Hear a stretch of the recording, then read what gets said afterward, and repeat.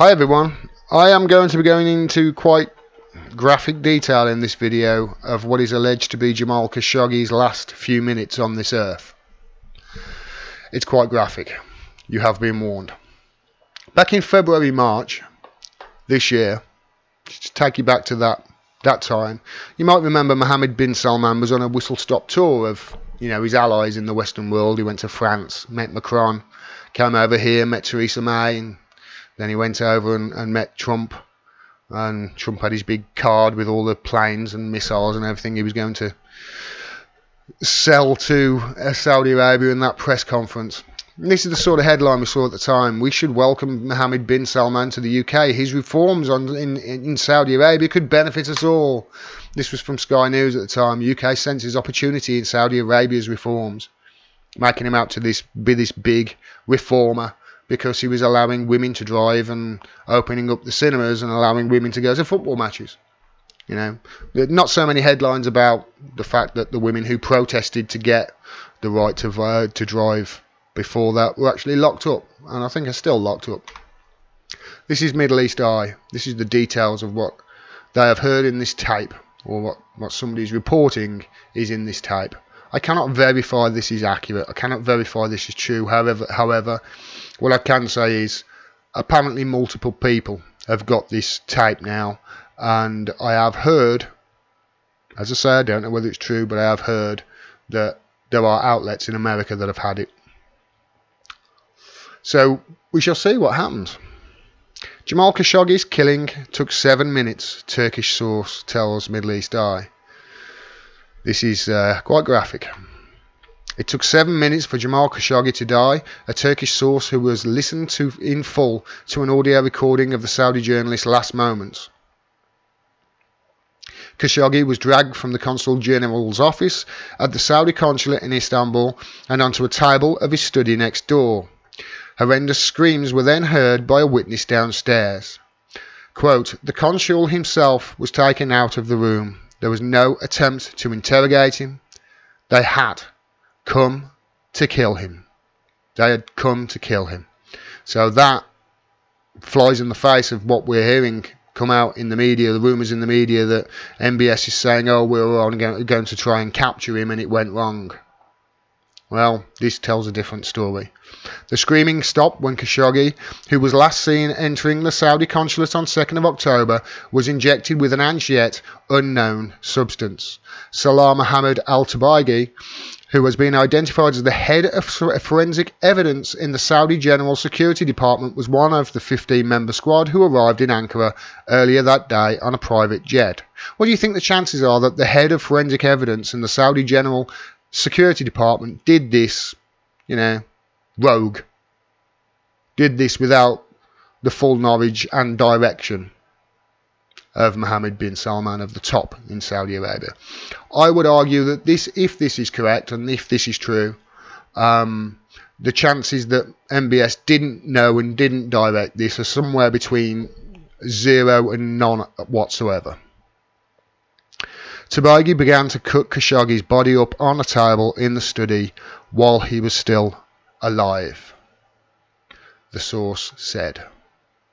While he was still alive, dismembered from limb to limb, while he was still alive, and it took 7 minutes for Jamal Khashoggi to die.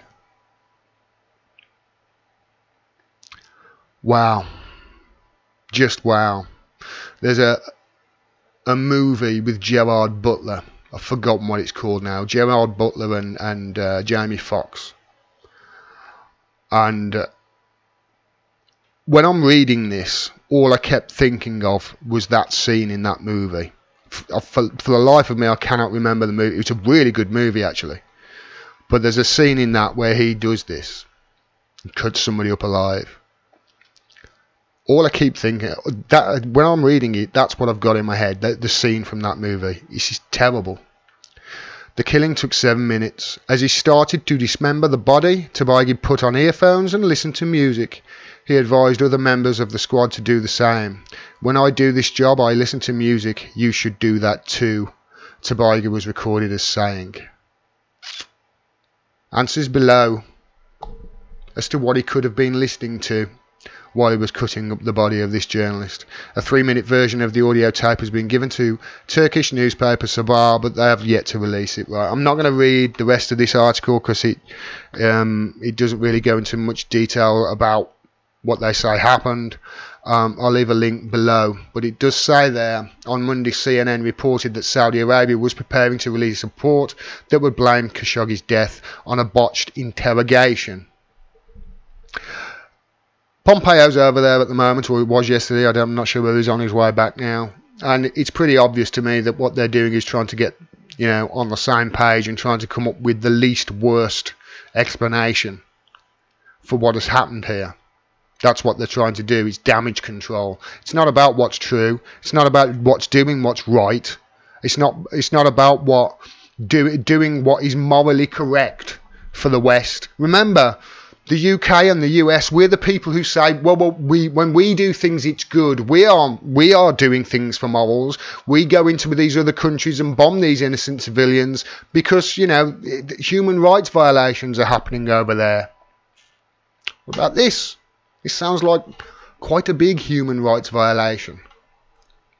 But there's Pompeo over there, and they're trying to, come up with the least worst explanation, so it seems. I still haven't heard any reporter, by the way, ask Theresa May whether she's going to cancel these weapons contracts with Saudi Arabia.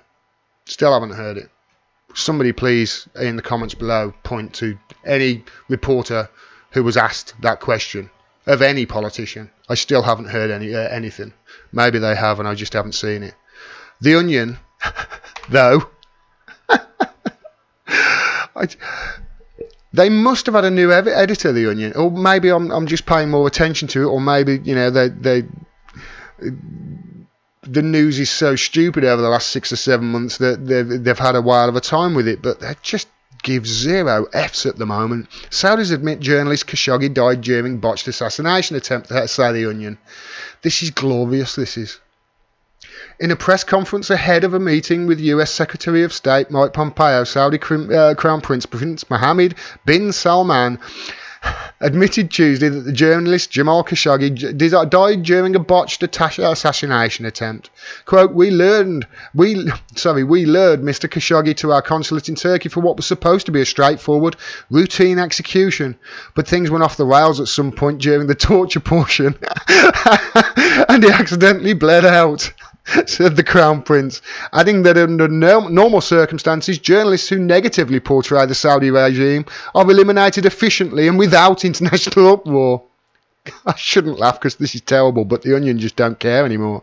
Quote, we offer our sincere apologies to the Khashoggi family for mishandling Jamal's slaughter.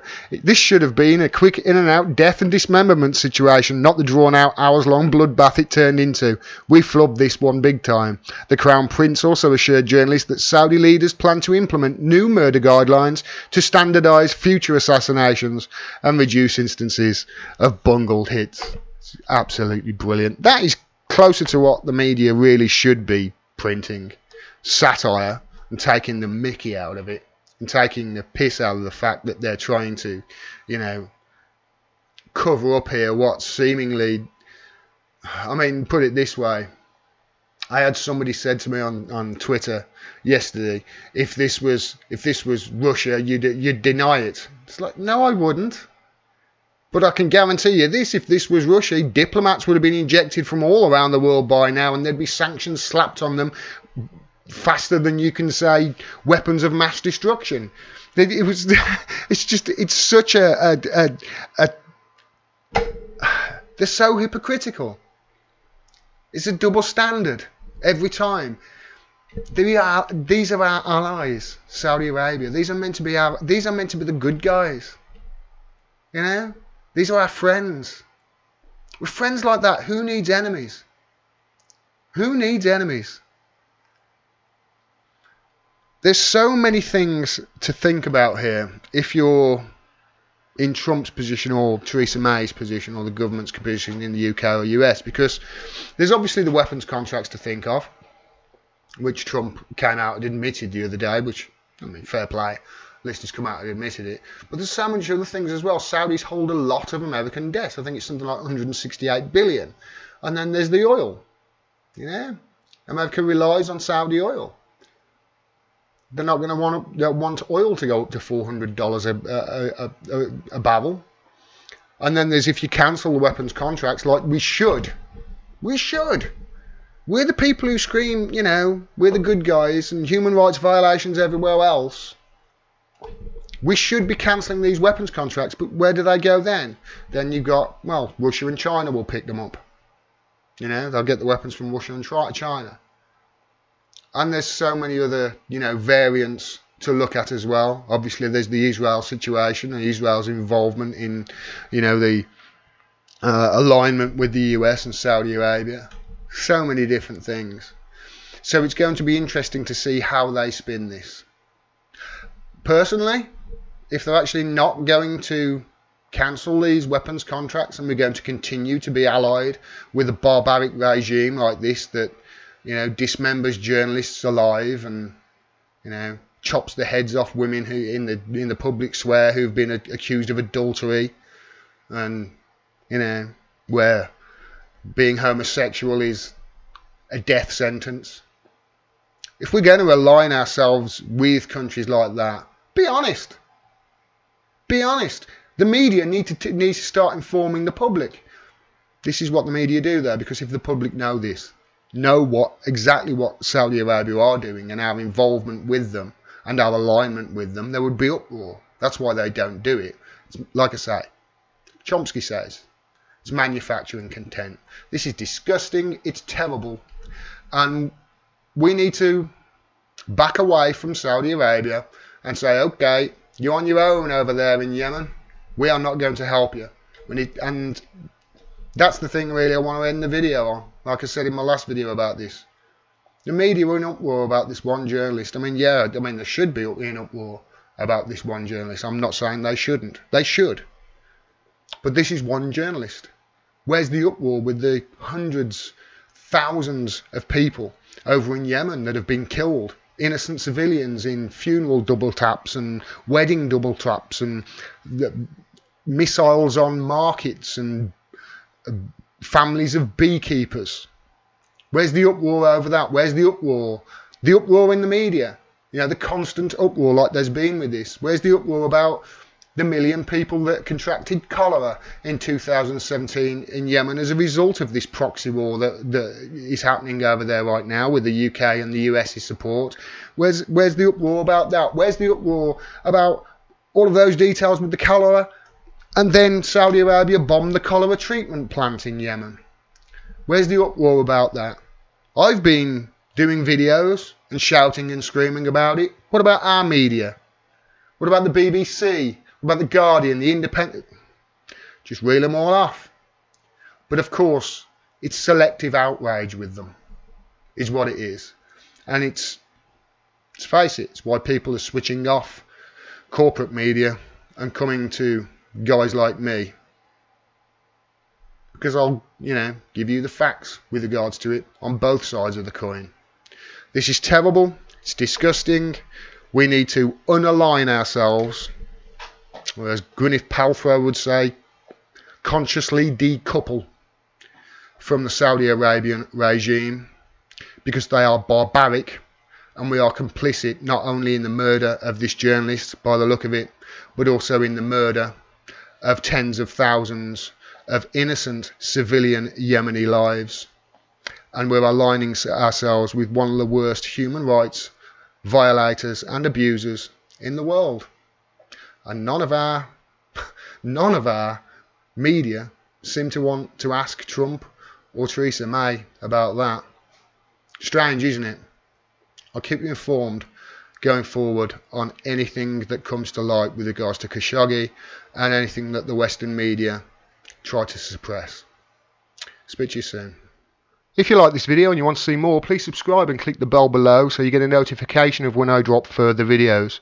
Independent voices like mine, I'm sure you're aware by now, are being censored across all social media platforms, so please like and comment on the videos. That really does help the channel out, and share the videos wherever you can to grow the audience. If you can, please support me on Patreon. You can do it for as little as $1 a month. I cannot do this without your help. I rely on your donations. Thanks very much for your support. It really is appreciated. Until next time, peace and take care.